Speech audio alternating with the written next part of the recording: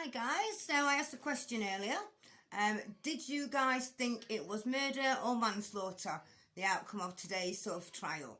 63% of you said murder, 36% of you said manslaughter. So guys, 63% of you are right. So before I start, I just want to say I'm sorry that I didn't get this out earlier. We had here at Flying High Living Low headquarters, we had a little bit of a chihuahua dilemma. So we have Elvis and Miles, as you all know. We have now got two more. Yes, you heard me right, we have now got another two. I rescued them, their father and son duo. I'll let them just settle in and then I'll slowly bring them in tomorrow and start introducing you to them. Don't want to make them stars overnight, do we guys?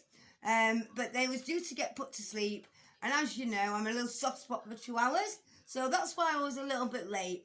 I've sort of had a bit of a chest infection, still not over it at all. All my hands are cramping up, look, with the lack of oxygen. But let's dive straight in anyway to today's outcome.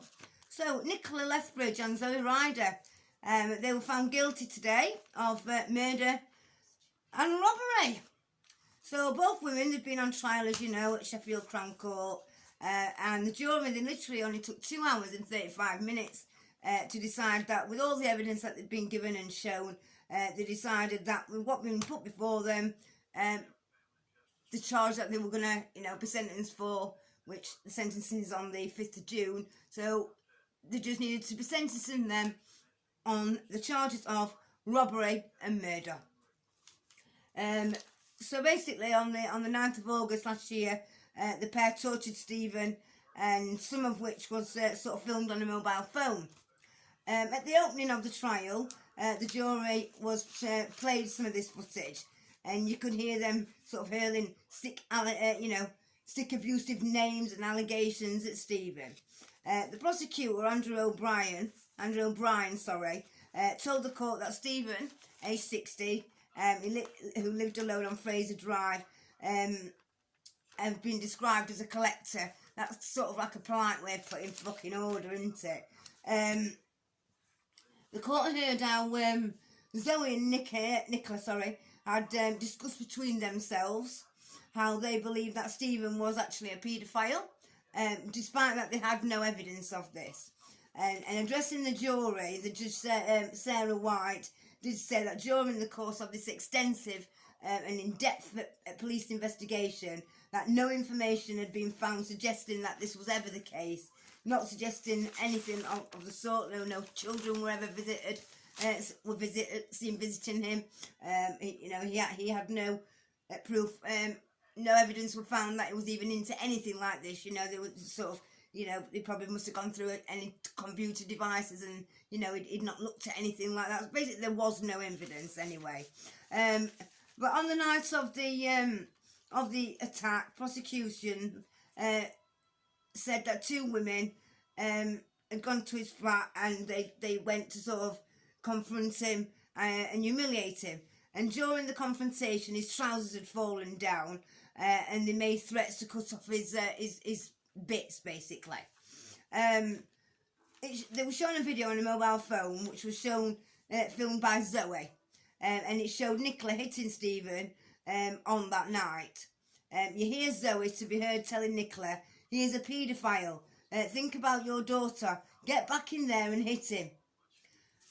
So along with that, as you know, well, for those of you who don't know, I'll tell you, you hear a female voice saying, "Dirty fucking wrong'un," another female voice, having his fucking balls cut off. Where's the scissors gone and where's the fucking knife?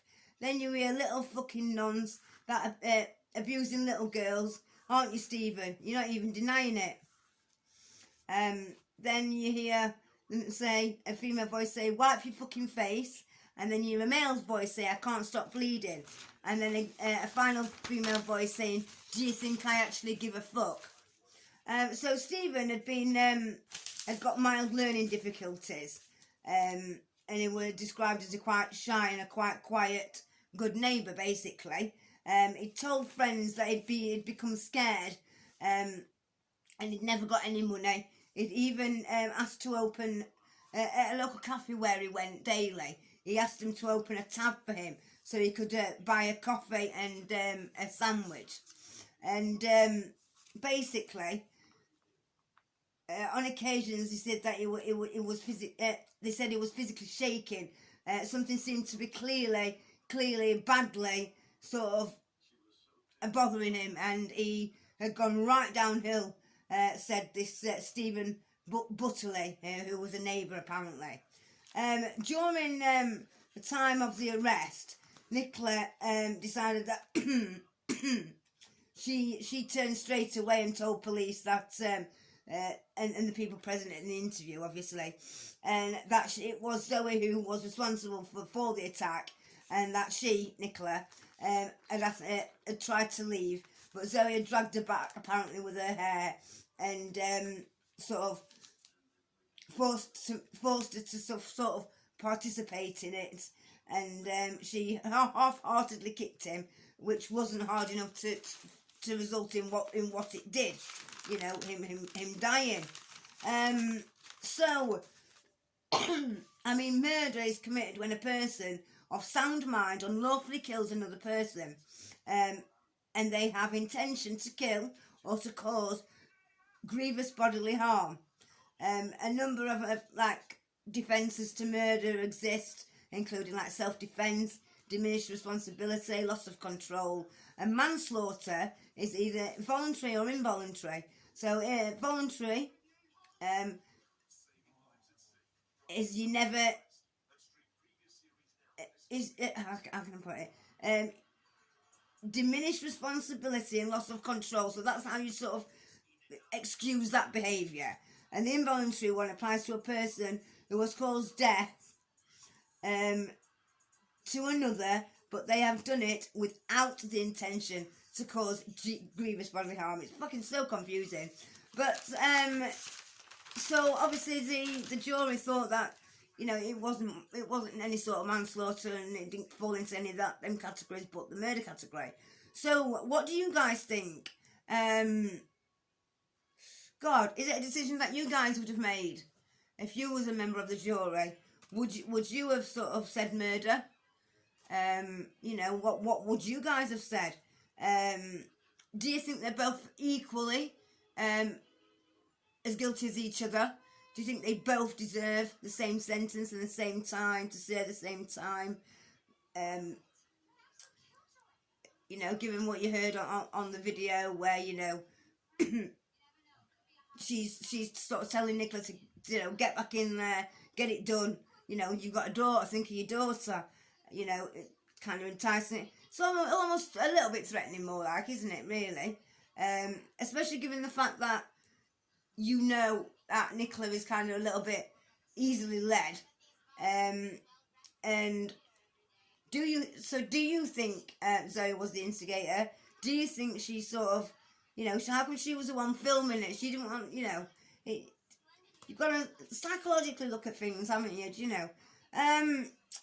Now, some of the comments on Facebook have been, you know, pity they can't have given them the same treatment as Stephen got. Bring back the death penalty. You know, would like to think that they're going to get justice, but they're not. Then you always get them fucking bollocks. Well done, South Yorkshire Police. Bollocks, it's grasses that give you all this. But don't get me started on that one. So apparently that Zoe was a bully at school. I don't know her. So it's not me that said this. It's people from experience. So, you know, can't see it not being true. But I'm just sort of reading you that little bit from Facebook about the bully accusations. So drop comments in below, guys. Tell me, do you think they should serve the same time, be given the same time? Do you think they are equally as guilty as each other? Or do you think one talked one into it more? You know, what do you think, guys? So, look out for the couple of new additions that I'm going to show you over the next few uploads. And sorry for it being late, but we did have to have a save the lives of two hours. So, guys, so love you all. and they will be getting sentenced on the 5th of June, which I will be telling you the outcome of that as well. Love you loads, guys.